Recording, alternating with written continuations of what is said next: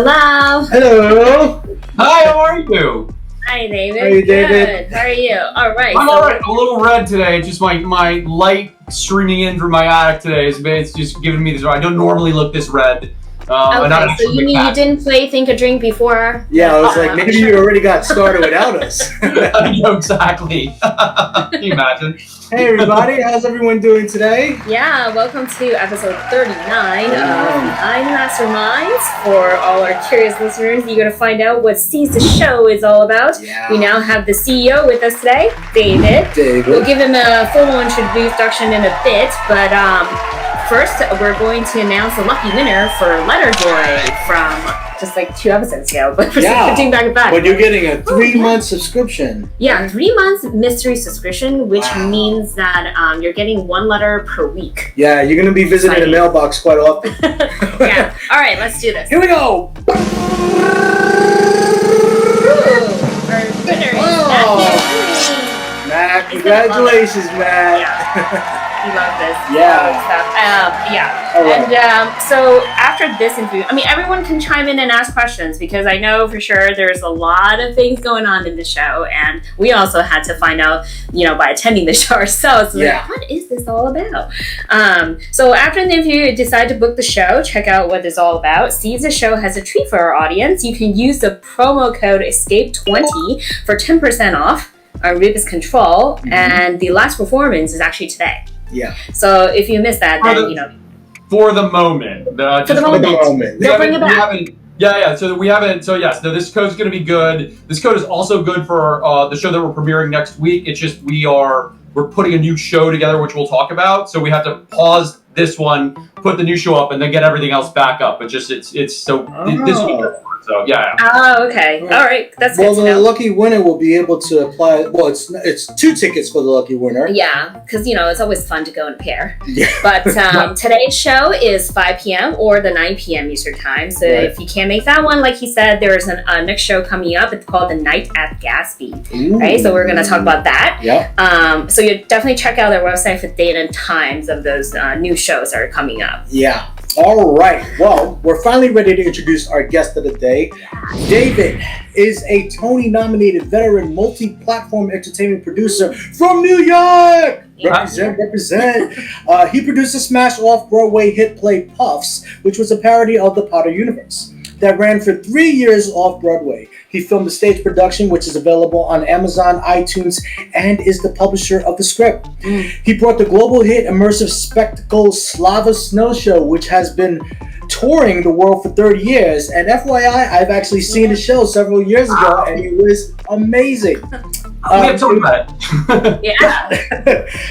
It was for a critically acclaimed engagement on Broadway in 2019. He's now combined his love of video games, immersive entertainment, and technology into a new technological platform called Gamiotics, as you see the incredible logo right there behind him, which powers the entertainment experience, which is Seize the Show. Yeah. All right. So our first question for you is, first of all, that's a lot of achievements right there. Thank you. David, tell us, did the pandemic have any impact on the creation of this show, or did you already have the idea to create this virtual experience before the pandemic?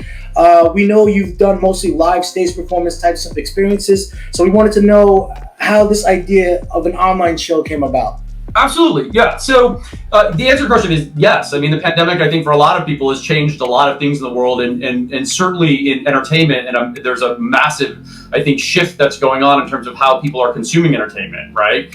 I was working on for about 4 years this idea of audience-directed narrative, right? Which is a style like a choose your own adventure style book type thing, if you guys know what that is, right? Which is like that you make the decision as an audience member about what happens next, right? During the piece of content that you're consuming. And I've been working on this for about 4 years while I was doing, producing Puffs and producing Slava Snow Show and working in live theatrical in New York. And I realized that there was a technological solution to the problem, right? Because I'd seen other iterations of this idea, but they all, one of them, they were handing remotes to people as they were walking into the theater so that they could, push buttons like that. Never gonna fly, right? That's never gonna work. Right. And I got very lucky. I met this programmer out of California who at one point in his career was the senior architect of the PlayStation Gaming Network. So he knew a couple of things. And we collaborated together to build this Gamiotics technology, which allows for real-time interaction between the audience and content during the course of an event, right? So it was born in live theatrical, and I worked on like 2 different shows over about 3 years, and I couldn't get it quite working right. There were a lot of problems that we talk about later. I couldn't get it working, and then doubled down on it a little over a year ago, and was commissioning a show. I actually was already booked into Edinburgh Fringe Festival for 2020. Like I pitched the idea to one of the festival heads there, and they loved the idea. Like I didn't even have a script yet. I just pitched the idea. They gave me a time slot. They gave me a theater.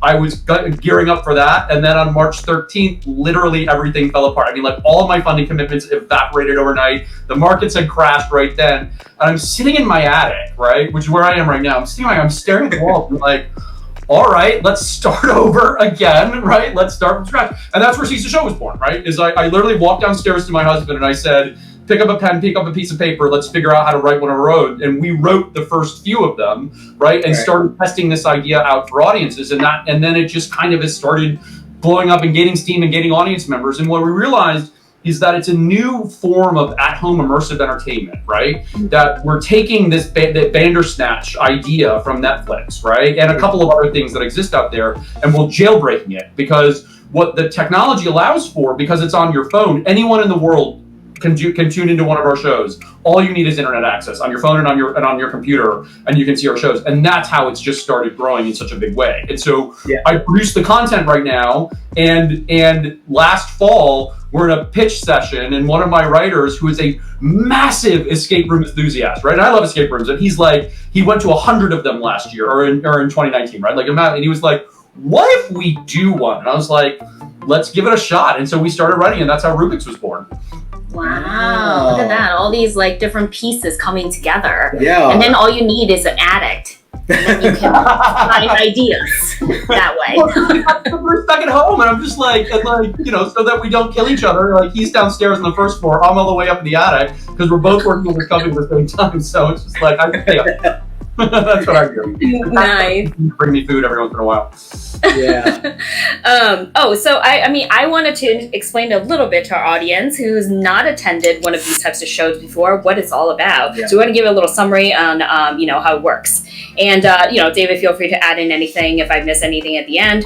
So once you book the show, you'll have a Zoom link that you'll be able to log in 15 minutes prior to the show. I would suggest you log in early so you can get a little training on how Gamiotics work. Mm-hmm. The best way to attend the show is to have Zoom on your computer and log in the Gamiotics link on your phone. And then once the game starts, you'll be assigned to a team and notified by email when you're purchasing the ticket. You can actually choose Team A, Team B.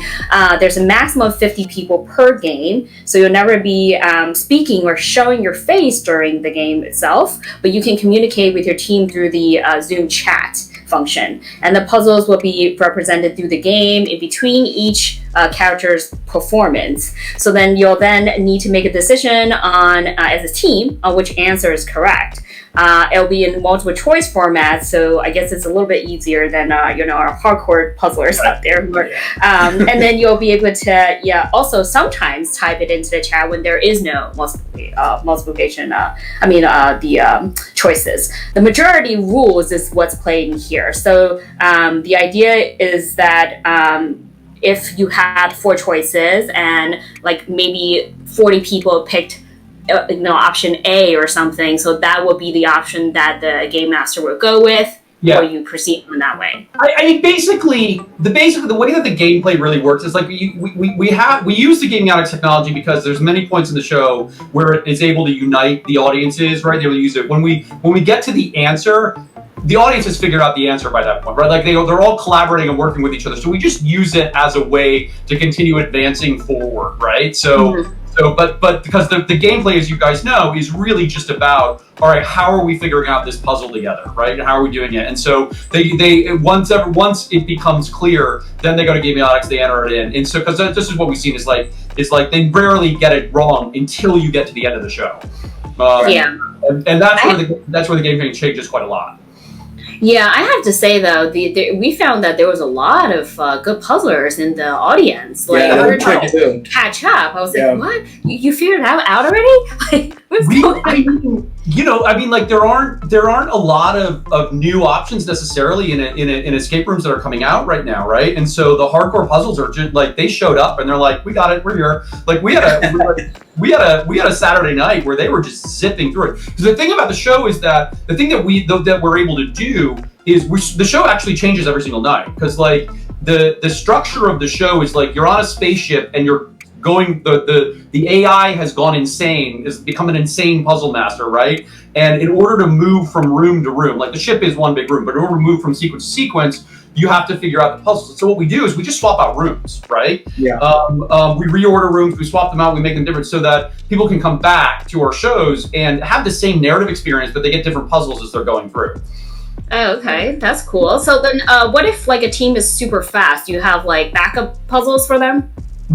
So we're a story first company, right? Like that's like we are storytellers, and applying the storytelling into escape room format was really fun for us, right? But we still within a 60-minute format, especially because we're delivering it online, we still do it in a 3-act structure, right? So there are puzzles at the beginning. There's not a break, but then there's a climax, right? There's another different puzzle, which is what we call the collab puzzle, right? Mm-hmm. Then you finish the collab puzzle, and then you go into the end game, right? Which is the last thing that you have to figure out. So what we found is like at their best in Act 1, right? At their absolute best, they can get through about 5 rooms, and I have 15 sitting, waiting, ready to deploy, right? Wow. Yeah, right. We want to, because we didn't know. Like when we built the show, we were like, we have no idea what's going to happen. So it's like, let's build more than we need, because if it works and we're able to run it for a while, we're going to end up going through all 15 rooms like in a few months, right? We're gonna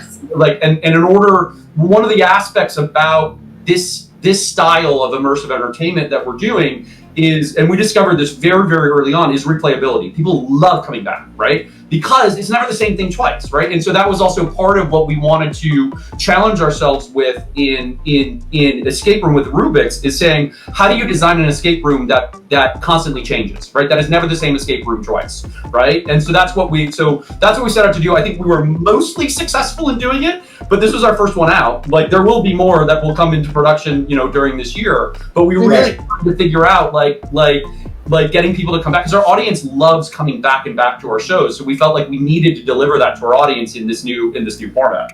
Yeah. So I was wondering, like the Gamiotics technology, is that going to be used for anything else, or is it really built for this show?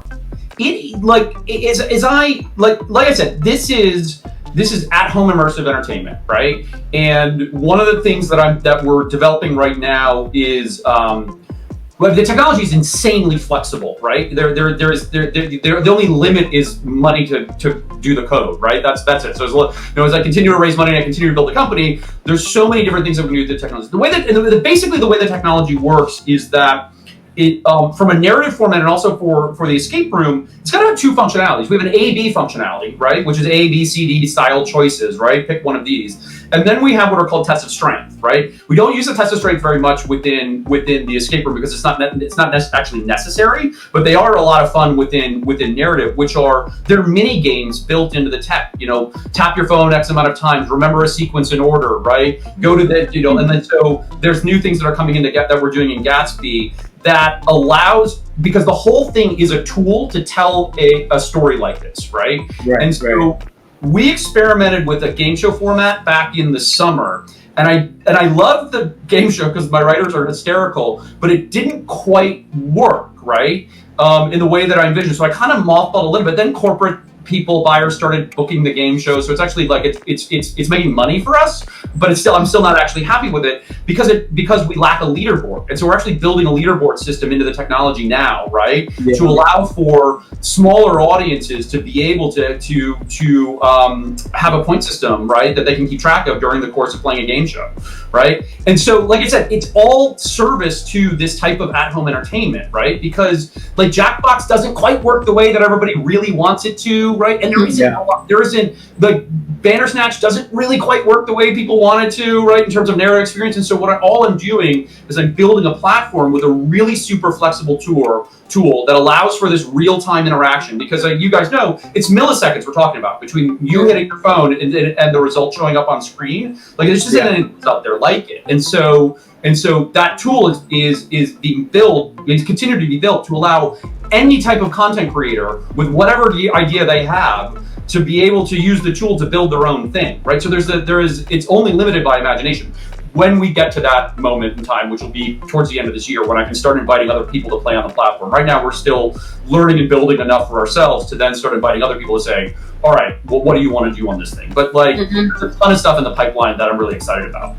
That's cool. Yeah. So now we've attended, probably the premiere of the show a couple weeks ago. The various characters are really fun to watch, and they've, captured the audience in different ways. How different is it to direct an online show versus one in person? Like, how do you audition and rehearse with these actors, given the pandemic? And also, tell us about the time when a cat fight broke out on the router.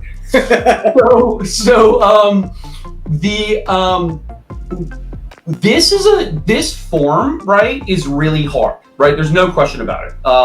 The actors performing a script or doing a show where what happens next is not actually known to them, only the possibilities are, is really, really tough, right? So first off, we, coming out of theatrical in New York, we have a network and a resource group of people that we started pulling from, and what we realized is that the training someone to do this, right, was really tough.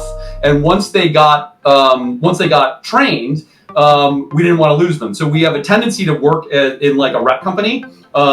There's always a couple new faces on new shows as we continue to do them, but for the most part, the foundational knowledge that each of the individual performers has and how to perform one of these shows is like, there's a training process that has to go on. They have to come in a small role on a new show, and then they kind of have to work their way up through it. So like, it's insanely tricky to do.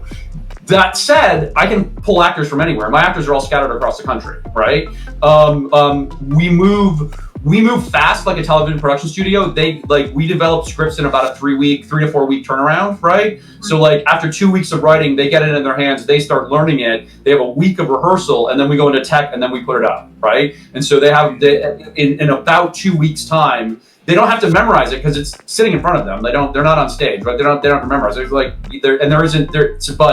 But they have to know how the script functions, how it works in order to be able to perform it, right? And so because it's live and because we're all scattered, like weather conditions screw us up sometimes, right? Like we had an actress once who called in at an hour before showtime and said, she was in Connecticut, she's like, storm just came through, power went out, what do I do? And I said, you call all of your friends in the area, right? And find out who's got an internet access, and you take your laptop and you get to their house. And that's literally what she did. And she just showed up at a random friend's house and was like, I need it, and I gotta do a show tonight. And executed, 5 minutes to spare before showtime, got up, got set, got tested, and boom, and she did it. It was amazing.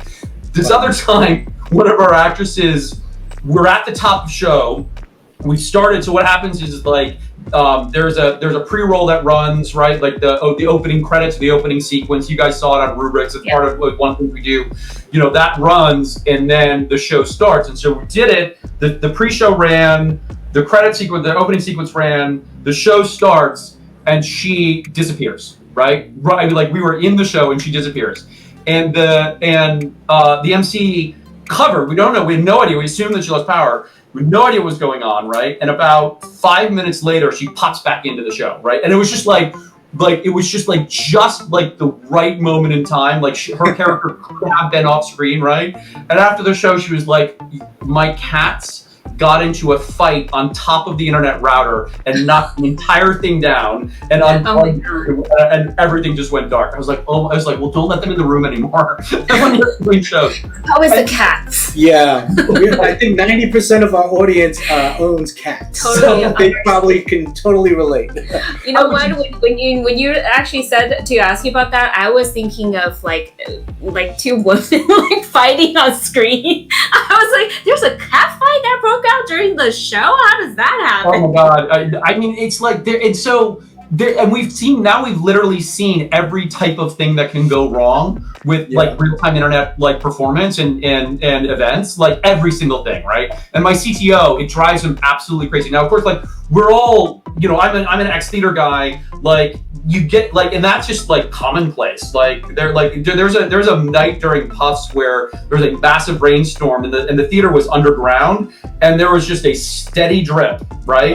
That came down during the entire show. The actors like put a bucket on it and went on and made the bucket one of the characters in the show that night, right? So it's like we're just all used to it, but coming out of the gaming world, like that you don't want any of that stuff out. You want to control every possible variable you can, and in live performance you can't always.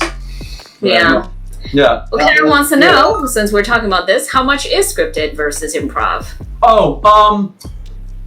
Rubik's has a lot of improv in it, right? The most of any show that we do, because the actors in Rubik's are there to facilitate. They're not actually there to tell a huge story, right? They're there to really to entertain while everyone's solving puzzles. So early on in the process, we gave them free reign just to be like, you know, keep it clean, but, you know, do whatever you want, right? To, and, you know, with entertaining. Because the actors also realize, like, they're not really getting paid attention to while the audience is trying to figure out the puzzles. Like, they're a little bit of a prop. So, like, they do a lot of improv work in that on their own. There are certain things they have to hit in certain moments in the show, but there's a lot of improv. Our narrative shows are entirely scripted, 100%. There's no improv in them whatsoever, right? The whole thing is scripted. So, like, the scripts are 150, 160 pages long, and and the audience probably only sees about 70 pages of it, maybe 60, right, during an hour. Rubik's works totally different.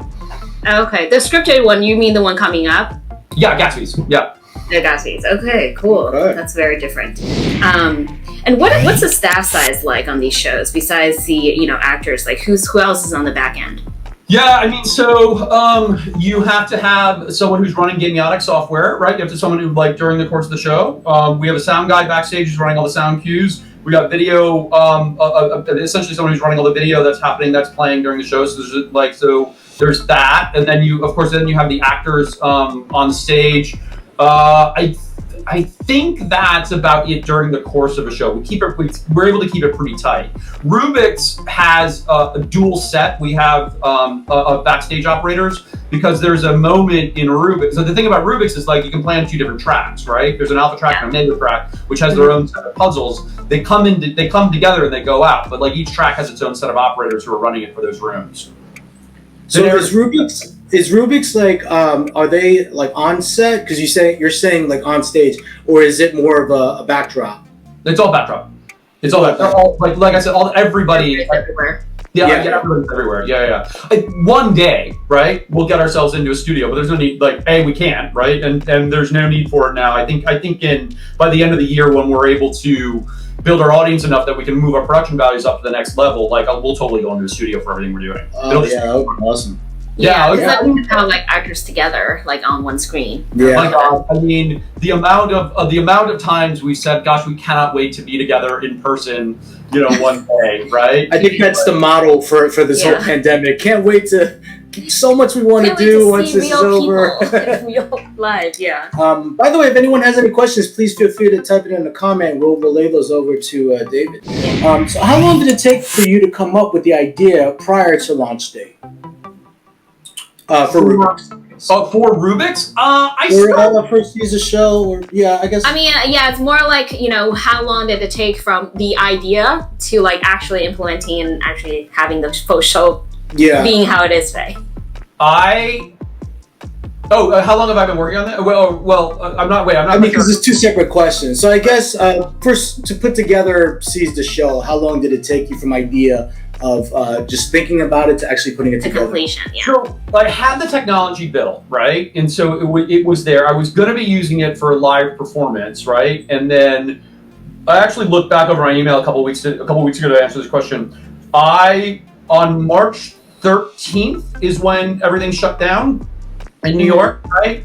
On March 24th, we had our first reading of a preliminary Seize the Show script. We wrote it in a few days and put it up there, right? That's I just did not waste any time whatsoever. So what about when it launched for the public? When was that? That would have been by the end of April, like sometime in April.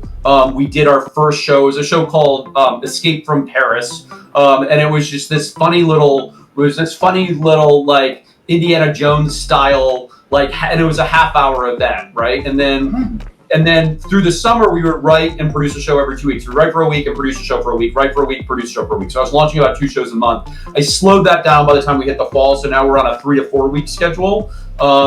And now we're actually ideating now out all the way out through June. So we already actually know what we're doing through June right now, but we're still working on this production schedule, which runs about 3 to 4 weeks from start to finish. But we're now just putting more and more ideas into the hopper so that we can get ahead of them. Yeah, so that's pretty fast. I love your website because it looks like a movie theater with all different showings. Like it's like, all right, do I want to see this movie or this movie? Or Since this you can't go to theater, here it is. Well, yeah. I mean, look, it's really moved away from the idea of being a theater. It really is like, do you want to watch something on Netflix, right? Or do you want to participate in your entertainment? And that's what I'm after. What we found is like our audience isn't theater people at all anymore. Like those aren't really, I mean, that's where we started, but there isn't really theater people. It's like, it's gamers, right? It's people who love escape rooms. It's people who love Twitch, right? Who love watching, consuming this, like being more active and participatory in their entertainment. And like, that's a vast audience out there, right? Like, it's like, I tell investors when I'm talking to them, it's Sleep No More. Sleep No More, and it never had a theater person in its early days. It had everybody who never wanted to go to theater went to Sleep No More in New York, right? It is now an institution unto itself, right? With a big audience, but like, it was an alternative and still is alternative entertainment experience, right? That's the audience that I'm after. I mean, that's what we're really after. I mean, like with Puffs wasn't theater people in the beginning either. So I've done this before. I actually have experience in literally building an audience, a B2C marketplace from scratch, right? Puffs really wasn't a theater audience beginning. It was hardcore Potter fans, right? And then they would tell their theater friends, who also happen to like Potter, like, go see this thing, right? You got to go see this parody, and that's how it built. But like, I wasn't selling a ticket to a theater person in the early days of Puffs, right? But it was specifically to the audience of people who we knew would just get overjoyed by this content. And I'm doing the exact same strategy right now. Okay, it's working. It's working. Yeah. And I guess like if you guys want to attend one of these fun shows for free, well, here's your chance. You can type in the phrase, "I'm ready," to press that button to enter for the raffle for a pair of tickets to their live premiere shows of your choice. And even if you're a couple and you still want to purchase, do the 2 tickets separately to make your own decisions on the portal, this is what you do. Like, you go there and then you say I want to be on team A and team B. We played it together as on the same team, but then now I'm thinking we probably should have played it on a separate team because I'm super competitive. I want to win. Well, that's yeah. But this is also fun entertainment for your friends who, if you want to share a piece of real-time entertainment together, right? And you don't live in the same city, or you haven't seen each other, this is perfect for that, right? I mean, we get audiences from the UK, from Australia, we have people from Egypt at one of our last shows, right? They're just coming from all over the place. And what we're finding, and one of my favorite things is because the chat starts getting really active. When you see a family start talking to each other and making fun of each other over the chat, and they're scattered all over the country, it's just this exciting thing. It's really funny. It's a lot of fun. Yeah, for sure. I mean, that's what we thought, because I was kind of like, oh wait, are you seeing this? I think initially you were paired with the other team. Yeah, so there was some. Well, it was a little confusing with. Let's talk about that for a second. Right? So one day I will have either APIs built into Zoom, right? That will control a lot more of the experience, or we'll be in our own entire native environment, right? It's a question of how fast and how far we grow. One of the things that we pride ourselves in is that we're using Zoom in a way that in a really challenging way, not the way that it was built, right? And using it as a broadcast platform, right? Yeah. So this was my stupid idea of saying, what if we look into, instead of doing everything on webinar, why don't we look into doing things on meeting and use breakout rooms, right? In order to provide 2 different experiences at the same time, which also allows for cross collaboration between the rooms when you need to, right? The breakout rooms are so messed up. It's such a messed up function in Zoom where there's a little bit of what were we thinking, right? Because it's really tricky. We finally tamed the beast into it being a decent consumer experience, but you hit that button and you shoot your audience out into different rooms. It takes a second for the whole system to spin back up and get ready and go forward. And so but no, I've never seen anyone try and use breakout rooms the way that we're doing. It's hysterical, and it doesn't entirely work, right? I think I was one of those people that got spun around. Yeah. Actually, we definitely had that same programming when we watched the other one that we went to. What is it called again? Escaton. They do theirs like this. Yeah. Yes. It's a really tricky function in Zoom. It really, it especially from an entertainment standpoint. Yeah. It doesn't work. But the difference is we are able to click it, so it's like we get to choose which one we go to. Where versus you're like, let me send you to this room, and then sometimes whoever's operating it has the control. Sometimes gets a little confusing. It's a really good note, right? Because I think the thing that we were fearful of was, what if everybody goes one way or another and you have nobody in one room, right? I'm paying for all of these operators and staff, and actors to be in one side of it. And then, so we tried to keep it an even balance, right? So, and keep control over it. But there was a cost to that, which is just, it slows the show down when we get everything set, right? Yeah. Okay.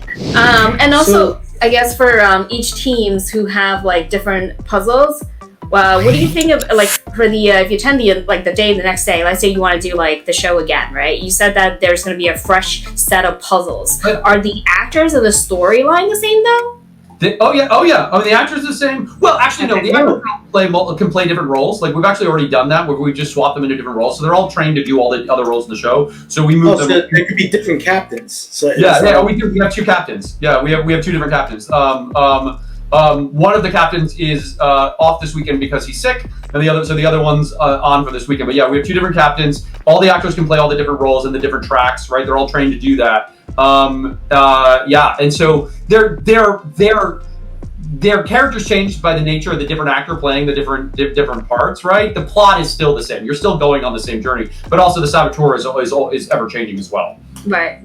That I know. Mm-hmm. So after Rubik's Control finishes, I see you have like a whole line of shows lined up, like I was mentioning before, including That Night at Gatsby's, The Body Next Door, which I'm very curious about, The 99 Lives of Prince Henry Point and Click, and War of the Worlds, a survival game. Are you like the writer behind all of these shows? Like, tell us a little bit about the storylines as the titles. Like, they all sound so interesting. I have a team of writers, right? I have a head writer on that show. I have a head game designer on every show, right? I have a co-director who is also one of our writers as well, usually our game designer. And then I have two staff writers who are our workhorses in terms of putting stuff together. And then we have a story editor who is going up and cleaning up everything that's going on behind them, right? And making sure everything's clear and make sure the story and everything. So like I said, I run it like a TV, like this is how a TV production studio runs, right? When you have, so I was the head writer. I have now stepped out of that because no one needs me writing anything. I write very funny emails, and that's about the extent of my talent. The head writer's responsibility on the show is it's their idea, it's their story. They have to come up with that, the characters, the plot, and the climaxes at each act, right? And then a general idea of the game design, and then the game designer's got to come in and apply what the game design is into that story, right? So like we have mystery, we have action adventure. The whole point it's how does the audience play, right? How do they play the shows they're going through? What is the gaming experience? What's the objectives? And there's objectives on both sides. With the gaming objective, what's the story objective for the character? Mm-hmm. The audience is always the point of view character, right? So we cast the audience in the show, right? Like we did on Rubik's, right? You are cast as interns who have to solve this thing. We found with this form, right? This narrative form, that is the most successful way to keep the audience entertained if they're participating but not directing somebody else. So if you go and look at Kimmy Schmidt, or you look at Bandersnatch, and anything else, actually, honestly, a lot of other things are out there. What they do is they say the audience gets to make choices for the characters they see. It's not successful, right? Because it's impossible to write a character that has no agency. Like it really, really super hard. And that is a really, really hard challenge that I want to tackle next year, because I've been down this road and it doesn't work. It's not satisfying for the audience to make these decisions for somebody else. It's really fun if you feel like you're in charge, and especially if you are fighting with the rest of your audience about which direction and which way you go. And so we design our choices. We design these, we call them elections, that's our parlance for it. We design our elections on a narrative format to make it really a 50-50 choice for the audience. Half the audience should be going one way, half the audience should be going the other way, right? Within the puzzle, we designed it so that they really had to collaborate with each other in order to solve the thing, right? They had to work with each other to try and figure it out, right? And we instituted that into the second act of the show. So there's that. So the writing team, we take a week to flush out the story and the game design, right? And figure that out, right?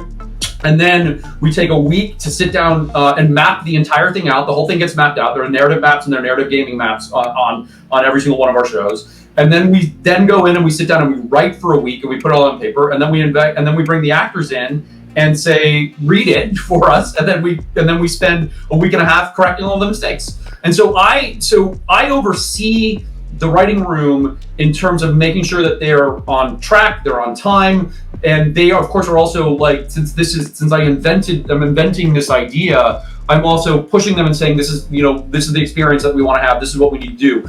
I was very, very deeply involved, and I am, but now I'm actually able to step back and do other things for the company right now because they know. I've spent almost a year training this incredibly smart, talented group of people how to create this form, right? And that's been probably, of anything, one of the most rewarding things in my entire career is that we literally sat down and we made this whole thing up together and figured out what the rules were with this audience of people who have been giving us feedback all along. And when we moved to paid performances in October, the audience has only grown, right? Which has been really great.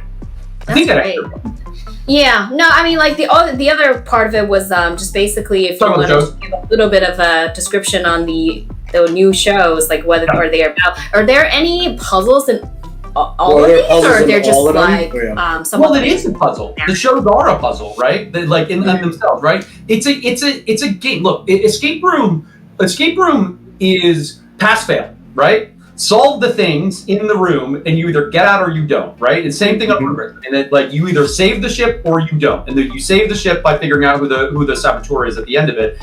But you get more clues to figure out who the saboteur, the better you play the game in Act 1, right? So like the more rooms you unlock, the more clues we're gonna give you for Act 3 in order to solve it. But instead, at the end of the day, it's pass fail.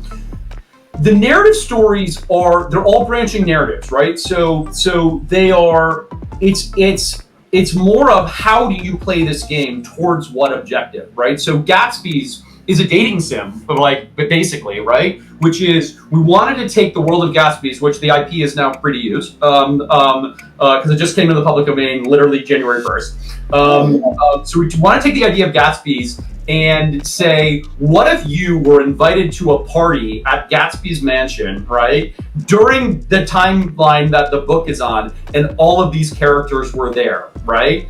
And so there's an objective, and I'm not gonna give it away, but there's an objective at the top of the show, and then there's an objective in the middle of the show. And your job as an audience is to play the game to satisfy the objectives towards either the ending you want or the ending you think you should have for the game. And so our narratives all have multiple endings, right? There's many different ways that you can and that's part of the puzzle, which is how do I, like, that's what happened to us on Saving Wonderland, which was a lot more puzzle based, right? But how well you played Saving Wonderland as an audience determined determined how well you saved Wonderland. So there was you nearly destroyed the world till you completely saved it, and through 2 other iterations in between. With Gatsby's, it's what character are you going to be with by the end of the show, right? Yeah. Depending on how you played it, right? And what you want and what you think the right objective is. We did a show in December called A Christmas Karen, right? So originally, like back in September of last year, I was like, we're gonna do Christmas Carol at Christmas. Like, that's what I wanna do. And then literally every theater company and everybody in the world started announcing that they were doing Christmas Carol because it's a cash grab, right? Yeah. Like, it's a total cash grab, right? And so I was like, well, now I don't wanna do it. And then one of my writers pitched me, is like, what if we do A Christmas Karen? And I was like, I'm sold, on the title alone. Like, this sounds amazing. And what Karen was you are, like, it's like if Scrooge had the solid road to Damascus and then threw it away, and 5 years later is still an awful person, which is what Karen is, and you're Karen's assistant, it's Christmas Eve, it's your last day of work, and you have 2 objectives. Christmas spirit or Christmas bonus, and they don't always go hand in hand. And Karen basically sets up a day for you where she's forcing you to make awful choices all day long, and you're either trying to protect your bonus or you're trying to protect your Christmas spirit, and that kind of determines which ending you're going to get. I love all these like choose your adventure formats, because and also because of that, it's replayable, which is the whole goal. Yeah, there's so many like roads that you can go down depending on your choices. Yeah, I mean, we wanted to know. I mean, since you have all your shows planned until like into June now, will there be more production after that, or what's the future like for a CISA show? Would you keep this online platform even if the in-person shows are going to open up? We still have Netflix just because theater existed. Like, it's just a new form of entertainment, right? And like, you can't always, like, theater's lovely, but like, but it's local, and I'm after a global audience now, right? I want to unite people around the world having these experiences. I think it's something I was never able to do in theater. To have two people in two different countries or two different states watching the same content and interacting with each other over it, I think is really thrilling. I think that's why it will continue to go forth. Like, this type of at-home immersive entertainment, I think, is just the way of the future. Yeah, I think through this platform, you're able to captivate, or not even captivate, you're able to reach a larger, across the sea and different time zones. And that's what we're seeing in not just, the entertainment world, but also in the escape world as too, because now they're putting escape rooms online. So we're able to have, friends and everyone playing all over the world. It's a huge audience, right? So that's the thing. It's like, I think Rubik's works, right? I know we can do better, but I need my technology to take another step forward in order to serve the escape room idea even better, right? Because like, we can design an escape room and we can have this, and like the collab thing, right? Where you are talking with the audience, right? Like, you're having to share clues between the two rooms, right? During the second act. And then also the internet search that you use on your phone, right? Which exists in other escape rooms. So like, the Plymouth Point does that, Swan Motel does that, like really well. Like, all that stuff. So I want what I need is text entry, right? During a puzzle room to be able to service the escape room experience even better. So that's coming next. So like, I'm not gonna say this is our beta test because it's actually selling really well. I take what we've done on Rubik's and like within the next 6 months design a totally like new and better experience than I currently have. Because now we know what we were missing, right? I love this escape room. I love the audience in our escape room. Like, especially when you get those hardcore puzzle people and like, this is too easy, and then they still fail at the end of the show because they couldn't figure out who the saboteur was. Because the saboteur is back because they don't like to lose. Well, and the saboteur, like, it's actually a really tough one. It's a tough one to figure out. We make you go down through several like rabbit holes with no help. But because that was the point when, like, at that point in the show, which is, we're not helping you anymore, right? Act 1 will help you. Act 2 will help you a little bit. Act 3, we're like, no, you're on your own. Good luck. And we say, right? And I think what we discovered is that there's definitely audience members, escape room members who want that from the beginning. They're like, this is what I want. I think the other thing that we're experimenting with is audience size. I think we're trying to figure out what the right size is for it. Because we do about 25 people per room, and I think that might be a slightly too big. But there's economies and cost of scale that we have to go back and refigure out in terms of how to develop one to make it, make a sensible investment, right, and get a return on that as a product. Yeah. I actually think 4 rooms would be better because you're absolutely right with the 25 people in each room. Once one person types something in, someone could be like, oh, yeah, I had the same answer and type the same thing right after them. So it's kind of like all the work that they put into writing it down and then see someone else do it. It's like, oh, okay, well, yeah, someone wrote it first. Yeah, and so once I can get into a little bit more automation between the video sound and gamiotic software where that it will take that the audience can actually input stuff to trigger it rather than an operator having to run everything, then I could go that big, right? Because one of the things about escape rooms is that they can, that especially on the digital side, they're more expensive to run, right? Which is like when you're moving up brick and mortar, but you're replacing those brick and mortars with operator costs, right? It's something else. But I think the digital escape room format, I don't think it's going anywhere because escape rooms were having issues financially, because especially in the brick and mortar side, it's like it's expensive to switch out the rooms and change and completely redundant puzzles. And so you've seen a lot of them over the years not because they weren't good, but because they run through they didn't have that replayability factor by being able to switch things out easy enough. And I think a lot of the really smart people in the escape room world have figured that out from a financial side to be like, all right, we got to design things that can be more flexible to keep our audience, to build an audience loyalty to keep coming back so that these things keep running. It's easy to do in digital. It's tough to do in brick and mortar. Yeah.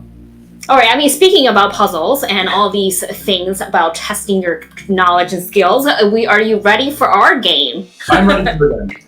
All right. So here is our game, and it is called Eat or drink. Take a Drink.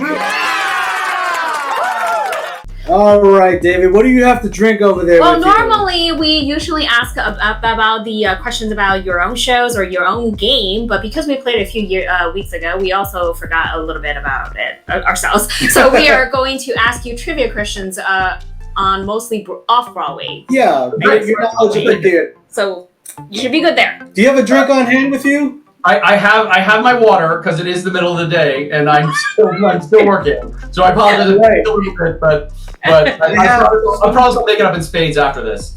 Okay. I have some variation of water. It's not water at all. It's actually a drink that was from Il Molino, New York, that sponsored us a couple shows back. Okay. And this one is the Perfectly Patron. Didn't really get to try it last time, so I'm going to taste this one.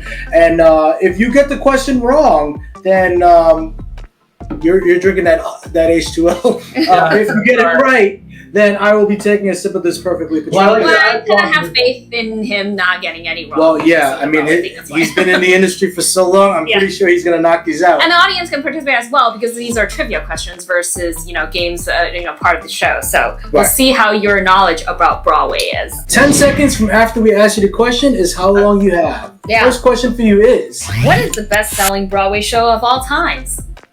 Of all time, Lion King. Yes, see? He knows. That was quick. I didn't even get to finish the 10 seconds. You know what the earnings of Lion King is approximately right now? It is bigger than Star Wars. It's a $7 billion entertainment property, theatrical alone. It's the biggest thing. It's the biggest thing in entertainment ever. Bigger than Do you know when it started? The first show. What year? Lion King was in '96. I want to say Yeah, 96, Yeah. 97. It wasn't that. 97. The Yes. 97 awards, 96 is one career, yeah. Earning like 1.6 billion plus right now, still going. And still going. Yeah, it's insane. Yeah. Our second question for you is, what year did Wicked debut? Whoa. 2004? Very close. Ooh, you're very close. And since you're only drinking water, I'm not going to be nice to you. It's 2003. Oh my God. Okay. All right. Yeah, he's he might be really good at Trivial Pursuit in the theater section. All right, here we go. Number 3. What is the off-Broadway show called that adapted from Joseph Mark's eponymous poem starring Julia Mourney and Adina Menzel in 2000? That was a tough one. In 2000? Yeah. Adina Menzel. So this, oh gosh. No, I don't know this one. The Wild Party. A Wild Party. Oh, I'm an idiot. I should have had that. If you said musical, I would have got it. Oh, I don't know. They've categorized under. Yeah, we didn't see it, so a play, but I should have gotten it. But yes, no. we expected more of you. No, yeah, right. Fair enough. All right. So, question number 4 for you is: what's the average paid salary for a Broadway actor in New York these days? It's like 1,800-ish, somewhere like that. Oh, annual. Sorry. Oh, like 30,000 a year. It's terrible. Actually, it's double that and more. Now? Yeah, 68,000. Yeah. I mean, it's for a Broadway performer. It is pretty terrible still. Yeah. No, I mean, like, but it's also because like they're that's. Shows come and go. You're on 6-month contracts. Like, you never know. Like, it's like if you're in Wicked, right? You're clearing $100,000 a year, easy, right? right? As a chorus member, like, you know, like the salary's definitely right. I mean, like, it's good when you're in a long running show, but like going from show to show is tough. Yeah. Well, here's our fifth question. Who is the highest paid Broadway actor in 2020?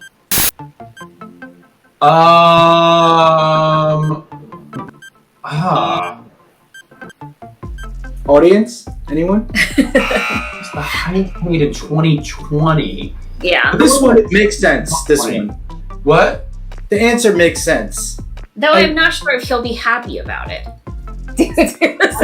Was it?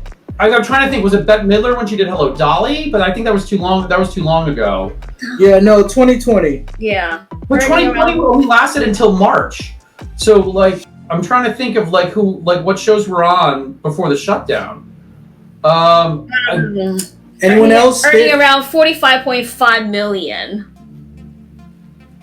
On Broadway? I got this one. Brendan. Lin-Manuel Miranda from. Oh yeah. Oh, He doesn't like it. Fail. Okay, yeah. Because well, that's a trick question, right? Because he's not only making money as a performer, he's making money as an author. He sold the rights to the film. And Lyrics. Yeah.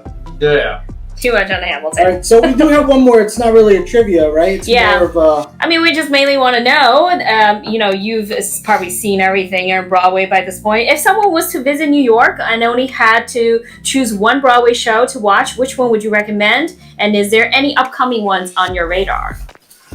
I mean, everything's going to probably get back by the summer would be my guess, right? I mean, I think that's what everybody is saying. In terms of the stuff that's coming back, I would actually say like go see Six, right? Like it's not a traditional musical. It is a rock concert, but like certainly for a younger audience, it is just a ridiculous amount of fun in 80-90 minutes, right? I saw it in London at its original theater. Go see Six. Six is great. Oh, yeah. You know what it is? It's a musical. It's Spice Girls meets Henry VIII's wives, right? Oh my God, Spice Girls. 6 wives. They all got every single one of them has a show-stopping number, right? Where they blow the roof off the theater, and all 6 of them do, and it is just so much fun, right? If you want to go learn history, do not see that one at all. It has nothing to do with it. And Hamilton is perfect. I mean, it's a perfect musical. It is a brilliant experience. But like, go see Six. You can watch Hamilton on Disney Plus. It's just as fun. Yeah, that is true. Yeah. Now we can. Yeah. Right. Well, thank you, David, for taking the time to speak to our audience about Seize the Show. For anyone who likes the 10-win experiences, you can use 10% off code on the shows tonight or the ones coming up at the Good Night at Gatsby's by using the code. Yeah, if you can't make it tonight, use it to come next week for our premiere of That Night at Gatsby's. It is super fun and cool, right? So, wow. Well, we won't be announcing the winner yet. Yeah, no, but they can use the code. Yep, you can use the code. ESCAPE20 to get 10% off. And the lucky winner will be able to attend the other shows once we announce the winner in the two shows later. But it will be the code, the sentence to type in will be, I'm ready to press that button. Press that button. And you can also, write this in the post-edited version of the show as well, if you miss a live stream until March 5th, because that's when we'll announce it on episode 41. And anyone who's been watching these post-edited version of the shows, you know that there are hidden letters and numbers embedded in there. One per each show, so remember to collect all of them because you might get a chance to win Epic Escapes 3 game in one box. Yeah. And we'll probably release an unboxing video of that coming up episode 40 so you can see what that's like. Yep. And I know a lot of the audience have been getting the letters and numbers because they've been checking with us to make sure that it's correct. And verifying with us. So am I on the right track? You totally can do that. Yeah. But yes, join us next Friday, February 26th at 4 p.m. with Trap Puzzle Rooms, where we'll be solving some puzzles involving pizza and tacos. And we'll also have a special announcement to make because we are going to be on the road, actually, playing some real escape rooms soon next week. Yeah. And next Sunday, Yeah, I know. We need to. It's time. Yeah. Physical loss at this point. But we will be. We're going to Virginia, and we'll along the way we'll play some rooms. But we will be going live, acting as avatars. So you'll get to play a room with us live because the owner is retiring one of their rooms, Escape Room Herndon in Virginia. Very amazing rooms there. Room 213 is the room that we'll be playing. Yeah. And this is going to be happening on Sunday, the 28th. Right. We'll go live stream, and you guys can tell us what you want us to do in the room. Right. So this is kind of our escape down memory lane. Yeah. Well, the one last time they're taking the room apart. So definitely join us for that. And also, we want your help in our puzzle solving. Yeah, we don't want to be stuck in room 213 for more than 60 minutes. So. Yeah. So remember to also give us a thumbs up on the videos and our YouTube and subscribe to our channel. So now, please go enjoy the show. Thank you, everybody, for turning in. Bye, everyone. Thank you, David. Thank you. Thank you. Good luck. Yeah, invasion. Yeah. Oh, let's go. Locked in, 60 minutes to escape. Think before you move, there's no room for mistakes. If you got what it takes, stop, watch, and listen. Cause the clock is ticking and the plot is sticking. No matter what.